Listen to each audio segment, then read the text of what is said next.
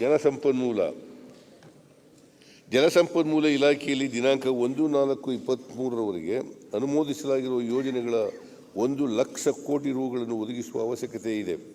ಈ ಯೋಜನೆಗಳ ವೆಚ್ಚವು ಕಾಮಗಾರಿ ಹಾಗೂ ಭೂಸ್ವಾಧೀನ ವೆಚ್ಚ ಹೆಚ್ಚಳದ ಕಾರಣ 25,000ರಿಂದ 40,000 ಕೋಟಿ ರುಗಳಷ್ಟು ಹೆಚ್ಚಳವಾಗುವ ಸಾಧ್ಯತೆ ಇದೆ.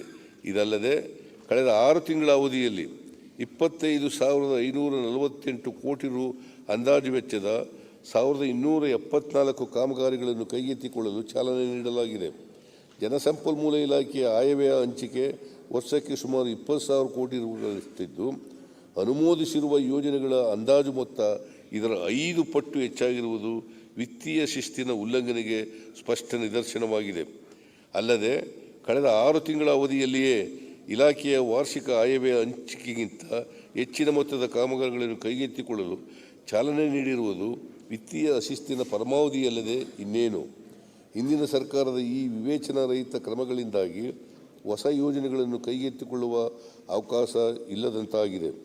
ಜಲಸಂಪನ್ಮೂಲ ಇಲಾಖೆಯಡಿ ಮಂದಗತಿಯಲ್ಲಿ ಸಾಗುತ್ತಿರುವ ಯೋಜನೆಗಳನ್ನು ಪೂರ್ಣಗೊಳಿಸಲು ಕ್ರಮ ವಹಿಸುವುದರೊಂದಿಗೆ ಪ್ರಸಕ್ತ ಸಾಲಿನಲ್ಲಿ 940 ಕೋಟಿ ರು ಬಾಕಿ ಮೊತ್ತದ 10 ನೀರಾವರಿ ಯೋಜನೆಗಳನ್ನು ಪೂರ್ಣಗೊಳಿಸಿ ಸುಮಾರು 25,948 ಹೆಕ್ಟೇರ್ ನೀರಾವರಿ ಸಾಮರ್ಥ್ಯ ಕಲ್ಪಿಸಲಾಗುವುದು. ಪ್ರಸಕ್ತ ಸಾಲಿನಲ್ಲಿ ಕುಲಹಳ್ಳಿ, ಅನ್ನೂರು, ತಿಮ್ಮಾಪುರ, ಸಸಾಲಟ್ಟಿ, ಶಿವಲಿಂಗೇಶ್ವರ ಮತ್ತು ಮಂಟೂರು ಮಹಾಲಕ್ಷ್ಮಿ ಏತ ನೀರಾವರಿ ಯೋಜನೆಗಳನ್ನು ಪೂರ್ಣಗೊಳಿಸಿ ಸುಮಾರು 39,134 ಹೆಕ್ಟೇರ್ ಅಚ್ಚುಕಟ್ಟು ಸ್ಥಿರೀಕರಣ ಮಾಡಲಾಗುವುದು. ರಾಜ್ಯದ ಕುಡಿಯುವ ನೀರಿನ ಸಮಸ್ಯೆಗೆ ಶಾಶ್ವತ ಪರಿಹಾರ ಕಂಡುಕೊಳ್ಳಲು 172 ಯೋಜನೆಗಳನ್ನು ಕೈಗೆತ್ತಿಕೊಳ್ಳಲಾಗಿದ್ದು, ಇವುಗಳಲ್ಲಿ 19 ಕೆರೆ ತುಂಬಿಸುವ ಯೋಜನೆಗಳನ್ನು 770 ಕೋಟಿ ರು ವೆಚ್ಚದಲ್ಲಿ ಪೂರ್ಣಗೊಳಿಸಿ ಬೆಳಗಾವಿ, ದಾವಣಗೆರೆ, ಬಳ್ಳಾರಿ, ಹಾವೇರಿ, ಗದಗ, ಬೀದರ್, ಉತ್ತರ ಕನ್ನಡ, ವಿಜಯನಗರ, ಕೊಪ್ಪಳ, ಕಲಬುರಗಿ ಹಾಗೂ ಯಾದಗಿರಿ ಜಿಲ್ಲೆಗಳ 899 ಕೆರೆಗಳಿಗೆ ನೀರು ತುಂಬಿಸಲಾಗುವುದು. ನಮ್ಮ ಸರ್ಕಾರದ ಅವಧಿಯಲ್ಲಿ ತೀವ್ರಗತಿಯಲ್ಲಿ ಪೂರ್ಣಗೊಳಿಸಲು ಚಾಲನೆಗೊಂಡಿದ್ದ 12,912 ಕೋಟಿ ರು ಮೊತ್ತದ ಎತ್ತಿನ ಹೊಳೆ ಯೋಜನೆಯನ್ನು ಇಂದಿನ ಸರ್ಕಾರವು ಸಕಾಲದಲ್ಲಿ ಪೂರ್ಣಗೊಳಿಸಿದ ಕಾರಣ ದರ ಹೆಚ್ಚಳಗೊಂಡು ಈ ಯೋಜನೆಯು 23,252 ಕೋಟಿ ರು ಮೊತ್ತಕ್ಕೆ ಪರಿಷ್ಕೃತಗೊಂಡಿದೆ. ಯೋಜನೆಯಡಿ ಬಾಕಿ ಇರುವ ಕಾಮಗಾರಿಗಳನ್ನು ಪೂರ್ಣಗೊಳಿಸಲು ಕ್ರಮವಹಿಸಿ ಕೋಲಾರ, ಚಿಕ್ಕಬಳ್ಳಾಪುರ, ರಾಮನಗರ, ಬೆಂಗಳೂರು ಗ್ರಾಮಾಂತರ ಮತ್ತು ತುಮಕೂರು ಜಿಲ್ಲೆಗಳಿಗೆ ಕುಡಿಯುವ ನೀರು ಪೂರೈಸಲು ಆದ್ಯತೆಯ ಮೇಲೆ ಕ್ರಮ ಕೈಗೊಳ್ಳಲಾಗುವುದು. ಮೇಕೆದಾಟು ಸಮತೋಲನ ಜಲಾಶಯ ಹಾಗೂ ಕುಡಿಯುವ ನೀರಿನ ಯೋಜನೆಯ ವಿವರವಾದ ಯೋಜನಾ ವರದಿ ಹಾಗೂ ಪರಿಸರ ತಿಳುವಳಿ ಪ್ರಸ್ತಾವನೆಯನ್ನು ಈಗಾಗಲೇ ಕೇಂದ್ರ ಸರ್ಕಾರಕ್ಕೆ ಸಲ್ಲಿಸಲಾಗಿದ್ದು, ಶೀಘ್ರವಾಗಿ ತೀರುವಳಿ ಪಡೆಯಲು ಅಗತ್ಯ ಕ್ರಮ ಕೈಗೊಳ್ಳಲಾಗುವುದು. ಕಂಪನ್ಸೇಟರಿ ಅಫೋರ್ಸ್ಟೇಷನ್ಗೆ ಅಗತ್ಯವಿರುವ ಭೂಮಿಯನ್ನು ಗುರುತಿಸಲಾಗಿದ್ದು, ಭೂಸ್ವಾಧೀನ ಪ್ರಕ್ರಿಯೆಗಳನ್ನು ಜರುಗಿಸಲು ಆದ್ಯತೆಯ ಮೇರೆಗೆ ಕ್ರಮ ವಹಿಸಲಾಗುವುದು.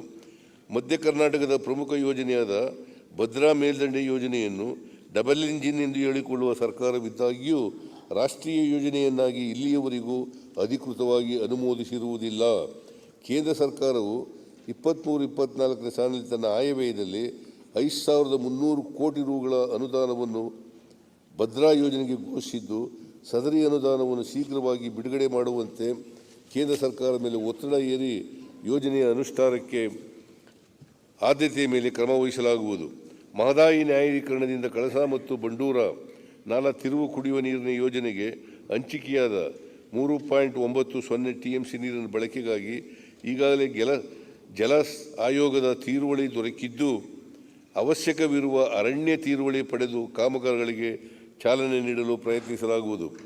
ಕೇಂದ್ರ ಸರ್ಕಾರದ PMKSY AIBP ಯೋಜನೆಯಡಿ 21ರಿಂದ 26ನೇ ಅವಧಿಗೆ ಪರಿಗಣಿಸುವ ಪಟ್ಟಿಯಲ್ಲಿ ರಾಜ್ಯದ ಕೃಷ್ಣಾ ಮೇಲ್ದಂಡೆ ಯೋಜನೆ ಹಂತ 1 ಮತ್ತು 2ರ ವಿಸ್ತರಣೆ ಹಾಗೂ ಸನ್ನತಿ ಏತ ನೀರಾವರಿ ಯೋಜನೆಗಳನ್ನು ಗುರುತಿಸಲಾಗಿದೆ.